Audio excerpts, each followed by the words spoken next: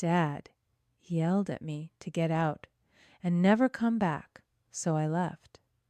Weeks later, Mom asked why I'd stopped paying the mortgage. My answer: shut them down. You have to understand why I didn't cry.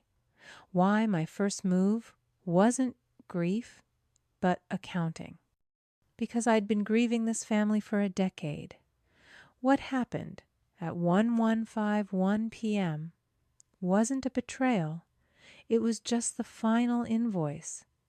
Let me take you back 5 years. We were living in Austin. The housing market was booming, and my parents, David and Aaron, had over-leveraged themselves. They were 90 days from foreclosure. I remember my mother Erin sitting at the kitchen table, tears streaming down her face, the bank letters spread out like a losing hand of cards. My brother Nathan, the golden child, was conveniently studying at a friend's house. I had just landed my first good job as a data analyst. I had my own apartment, my own life. And I watched them panic. My father David finally looked at me, not with shame, but with calculation. "Maudie," he said, "we have the casita out back, the guest house. Why don't you move in there? You can pay us $2,000 to $1,000 a month in family expenses. It'll help us all get back on our feet." $2,000! I knew exactly what their mortgage payment was. It was $2,016. I wasn't a daughter. I was a solution. I was their silent investor. I said yes. And just like that, my savings plan vanished. My future apartment became a tiny guest house in their backyard. I paid that $2,000 to $1,000 every single month on time, without fail. And that wasn't all. A year later, Nathan had a bad semester. A bad semester turned out to be a $5,000 gambling debt. My mother asked me to cover it. "Just this once, Maudie. It'll destroy your father if he finds out." So I paid it.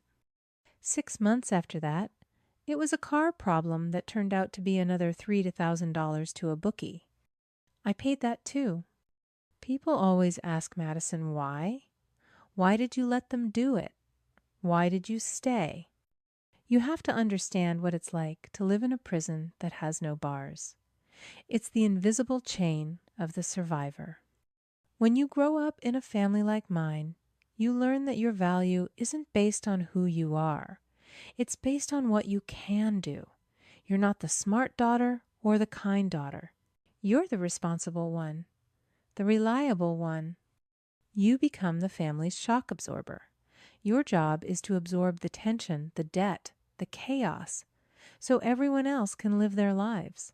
You learn that keeping the peace, even a fake toxic peace, is your only path to acceptance. It's not weakness. It's a survival strategy. It's learned helplessness. You stop fighting back not because you're broken, but because you've learned that fighting only makes the cage smaller. So you stay, you pay, you absorb, you tell yourself that being the reliable one is a form of love. Until the day you realize the cost of their peace is your own. I woke up at 7 a.m. to the sound of my alarm. Not a single missed call. For a moment, I wondered if I'd dreamed it all. Then I picked up my phone. It was a war zone. The first message, of course, was from Nathan, sent at 6:15 a.m. "Hey, Mom's freaking out. You're overreacting. She didn't mean it that way. Just call her." Overreacting. He didn't apologize for the heart emoji. He didn't apologize for existing. He was annoyed that I had disturbed his peace. My reaction was an inconvenience to him. Then came the texts from my mother, Erin, a rapid-fire barrage of panic and blame. "Madison, you need to call me. This isn't funny. The phone bill is shut off. How could you do that, Nathan? Is very upset. You've made a complete mess, Madison. You need to call us and fix the mess you've made. Immediately. I read the words over and over. The mess you've made. Not the mess he made by being a parasite. Not the mess they made by excommunicating me at midnight. The mess I made by turning off the money. They weren't shocked by what they had done. They were shocked that I had reacted. They had kicked the dog and were stunned that it had finally bared its teeth. I didn't answer a single text. I went back to my laptop and started my workday routing logistics data from home. But the climax of the attack didn't come until 9 a.m. My friend Hannah sent me a screenshot. "You need to see this," she wrote. It was a public Facebook post from my father, David. I read his words, my coffee growing cold in my hand. It's a sad day when you realize some people forget who raised them, who put a roof over their head, and who loved them unconditionally. We've always supported our family, but it's heartbreaking when one person's selfishness tries to tear everyone else down. Pray for our family. A friend of his had commented, "What's going on, David?" And my father's reply, public for the world to see. Just dealing with a monster we created, I guess. A monster. I stared at the word. All those years, all that money, all that sacrifice. I wasn't the reliable one. I wasn't the good daughter. I was the silent investor. And the moment I closed the account, I became a monster. The clarity was so sharp, it almost felt like peace. He had just given me the final piece of evidence I needed. This wasn't a family dispute. This was a hostile business negotiation. And they had just defaulted. I didn't get angry. I got organized. I put down my coffee, ignored the 37 new notifications vibrating on my phone, and I made another call. This wasn't a job for a data analyst anymore. This was a job for a lawyer. I didn't call Hannah just because she was my best friend. I called her because she was the most ruthless family law attorney in Austin. She picked up on the second ring. "Maudie, it's 9:30 on a Tuesday. This is either a crisis or you're finally ready to quit that job." "It's a crisis," I said. I gave her the 30-second version, the 1151 p.m. text, the heart emoji from Nathan, the laptop, the canceled payments, the Facebook post branding me a monster. There was a long pause on the other end. When Hannah finally spoke, her voice wasn't warm or friendly. It was the voice that had earned her the nickname, the Shark. "Good," she said. "You're finally done. I've been waiting for this call for 5 years. He's basically threatening to sue me for defamation." I said, "If his Facebook post is any indication." Hannah actually laughed. It was a sharp, cold sound. "Let him. He's not a victim, Maudie. He's a co-conspirator. And we're going to treat him like one. You are not his daughter right now. You are his primary creditor. It's time to send an invoice." I loved her. "What do we do?" I asked. "First," she said, "we stop reacting. We start acting. This is no longer a family squabble. This is a business dissolution." She had me log into my bank accounts, send me every statement for the last 5 years she commanded, every $2,000 family expense transfer, every $5 to $1,000 for Nathan's bad semester, every $3 to $1,000 for his car problem. "We are building a ledger of your investment. We're going to calculate the principal plus interest, and we're going to demand it back." "Demand it, Hannah. They don't have any money. That's the whole point." "I know," she said. "This isn't about getting the money back. This is about establishing a legal record. It's about changing your legal status from ungrateful daughter to primary secured creditor. When the bank comes to foreclose on that house, Maudie, who do you want them to see standing in line first?" The cold, brutal logic of it was almost beautiful. This wasn't revenge. This was accounting. What else? We formally dissolve your financial ties. The letter will state that as of 11:51 p.m. last night, you are no longer financially responsible for any debt incurred by David Aaron or Nathan. It's a notice of separation. I started pulling the bank statements. The numbers were staggering. $96,000 in family expenses, $8,000 in bailouts for Nathan, over $100,000. They're going to lose their minds, I whispered. Let them, Hannah said. You're not the monster, matey. You're just the one who finally turned on the lights, and the cockroaches are scattering. I sent her the files. Good, she said. I'll have the demand letter drafted and sent by 5 p.m. Don't answer their calls. Don't read their texts. You don't talk to them anymore. I do. I hung up the phone. I looked at the Facebook post again. Monster. Maybe I was. But monsters get things done. I went back to my work laptop and logged into my analytics dashboard. For the first time, my mind was perfectly, beautifully clear. The war had begun. The demand letter went out at 4:55 p.m. For the first time all day, I shut my laptop. I walked to the window of my casita, looking out at the main house. The lights were on. I could see the silhouette of my father David watching TV, completely oblivious. I felt quiet. I had expected to feel guilty. I had expected to feel sad or panicked, but I just felt still. I had finally done the thing I was most afraid of, and the world hadn't ended. I had just taken back my own name. I made dinner. I watched a show on Netflix, my own Netflix account, which I'd just opened. I was getting ready for bed when my phone rang. It was Hannah. I figured it was just a follow-up, but her tone was different. The sharp, sharp voice was gone, replaced by something quiet, something serious. Maddie, are you sitting down? My stomach tightened. Yeah. What's wrong? Did they reply? No, she said.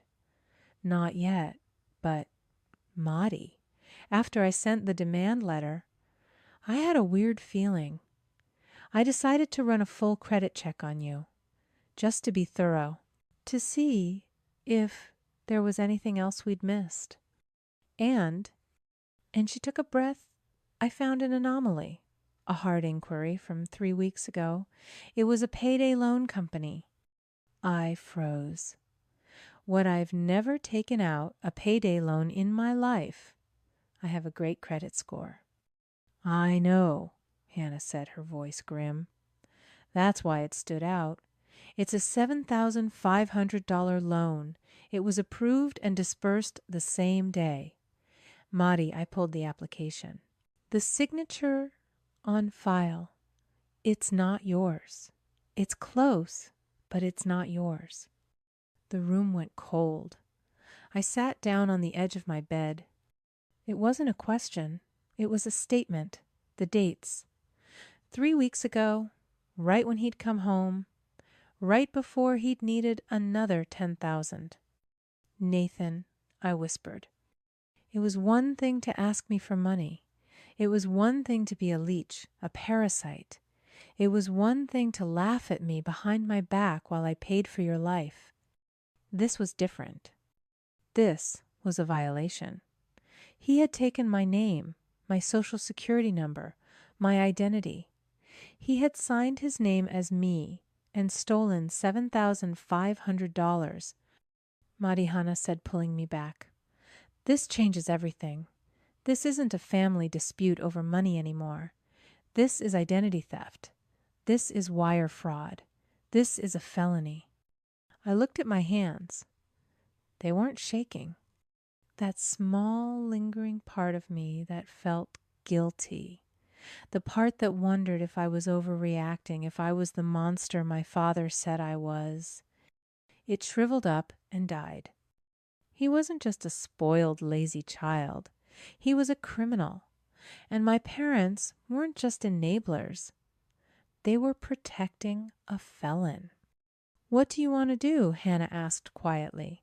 We can file a police report right now. This gives us incredible leverage. I want. I started, and the voice that came out was so cold, it scared me. I want you to add it to the file. I want you to send another updated letter to my father, not to his lawyer, to him. I want him to see it. Maddie, that's... Do it, Hannah. I want them to know that I know everything. This was no longer about getting my money back. This was no longer about being uninvited from the family. This was about justice. I hung up the phone. I looked out the window again. The lights in the main house were still on. They were in there probably watching a movie, feeling safe and secure, funded by me. They had no idea what was coming. They thought I was a monster. They were about to find out how right they were. For 3 weeks, the silence was deafening. I went to work. I saw my colleague Tyler. I had dinner with Hannah. I started looking for my own apartment. A real one, far away from that casita. My phone was quiet. No more attacks. No more pleading. Nothing. Then, on a Tuesday, my phone rang. My mother. I let it ring. It went to voicemail. It rang again and again. On the 4th call, I answered. Madison, thank God. Her voice wasn't angry. It was thin, high-pitched, with pure panic. Maddie, you have to help us. The bank just called. They're talking about foreclosure. I said nothing. I just waited. They said the $2,000 payment is late. You didn't pay it. No, Mom, I didn't. But, Maddie, we're going to lose the house. You can't let this happen. What about Nathan? What about your brother? He'll have nowhere to go. That was it. After everything, after the fraud, the threats, the excommunication, her first concern was for him. I felt the last little ember of guilt in my chest turn to ice. Mom, I said, and my voice was perfectly calm, I can't help you. What do you mean you can't help, Madison? This is your family. This is our home. I know, I said, which is why I sent the bank a package this morning. I sent them the audio recording of Dad from 3 weeks ago, the one where he screamed at me to get out and never come back, the one where he said I wasn't family. I also sent them the police report and the notarized affidavit for Nathan's $7,500 fraudulent loan. She gasped. I could hear her breathing stop. I explained to the bank. I continued that I am no longer a resident, that I am not legally responsible for the mortgage, and that any further contact regarding this debt should be directed to the family members who actually live. There. I'm sure they'll understand. Goodbye, Aaron. I hung up the phone. I blocked her number. I blocked my father's number. I blocked Nathan's. I went back to my laptop. I opened the old spreadsheet, the one I had meticulously updated for 5 years, the one titled Family Expenses. The grand total at the bottom read $104,000. I stared at the number. The cost of my freedom? The price of their approval, which I'd never received anyway? I highlighted every cell, and I hit delete. I went to bed, and for the first time in my adult life, I slept through the entire night. Before I go, I want to talk to you. Yes, you. The one who is always the first to show up and the last to be thanked. The one who is too sensitive for pointing out the truth and too reliable to ever be taken care of. I want to talk to the person who feels like the other in their own home. The one who is always absorbing the shock, paying the emotional and literal bills and keeping a toxic peace, all while being told you're not doing enough. I see you. We are told that family is everything. But they forget to tell us that family is supposed to be a safe harbor, not a sinking ship you are expected to drown with. Your worth is not determined by how much you can endure. Your value is not a line item on their budget. Giving yourself permission to walk away from people who only see you as a resource isn't a betrayal. It is the ultimate act of self-preservation. You are not their monster. You are not their cash cow, and you are not their scapegoat. You are your own person, and you deserve to be free.